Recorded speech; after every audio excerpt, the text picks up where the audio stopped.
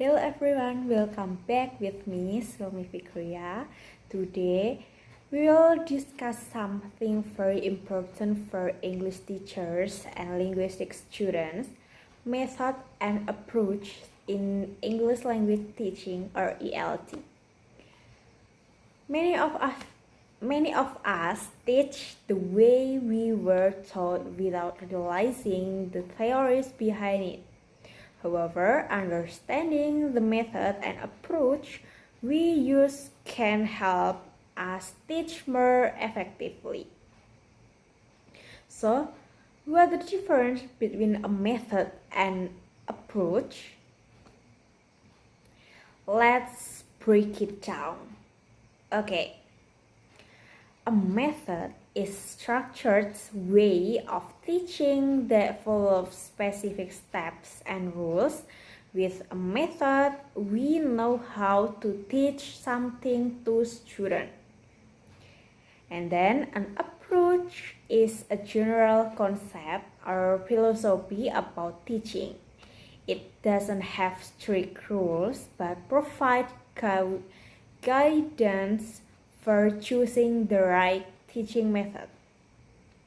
For example, a teacher might use a communicative approach while applying different methods like role-playing, storytelling, or discussion.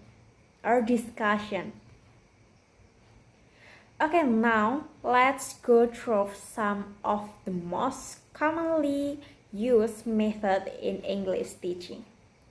For the first, number one is grammar translation method. How does it work? This method teaches English by translating word or sentence from the native language to English and vice versa. So, what are the advantages? It helps students understand grammar and vocabulary well. So, what are the disadvantages?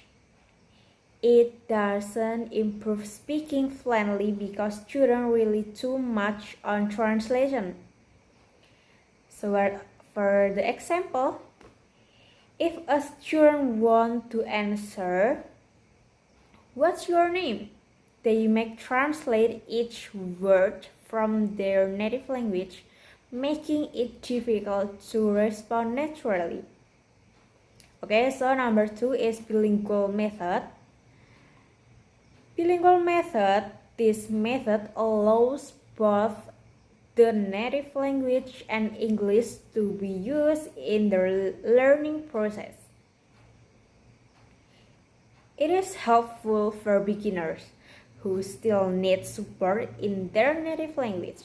So, for the example, the teacher explained a grammar rule in the native language first and then applies it in English conversation. Next, number three, direct method. How does it work? No translation is allowed.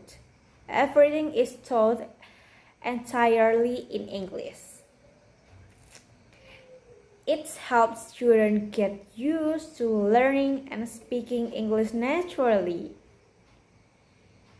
So, for example, if a student doesn't understand the word apple, the teacher doesn't translate it but instead show a picture of an apple or use gesture.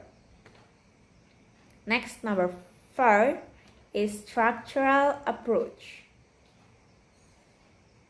In this approach, students learn language by mastering sentence structures first before speaking freely. So, what are the advantages? It helps students understand correct sentence pattern before using them in conversation. So, for example, the teacher teach sentence pattern like I am going to blah blah blah. She has blah blah blah before allowing students to create their own sentence. Next, number 5, situational approach. This method uses real or simulated situations to make learning more relevant. It helps students understand how to use English in different contexts. So, for example, if students are learning English for hospitality, the teacher creates a role play activity where they practice checking in at the hotel. Like that. Next, number 6, total physical response. What is that?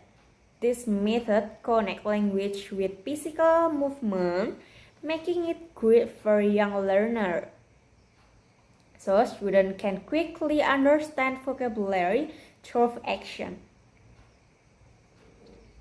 But what are the disadvantages?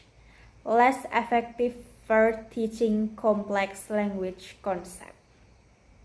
And for example, the teacher says jump and jumps, and students follow the instruction. Number 7 is communicative approach. How does it work? This method focuses on using language in real communication rather than just memorizing grammar rules. So it helps students gain confidence in speaking English in a real life situation. For example, instead of memorizing grammar rules, students practice debates, role playing, or group discussion. Okay, so from all the methods we discussed, there is no single best method for every student. Each method has its strengths and weakness, so teachers need to adapt and mix methods according to student needs.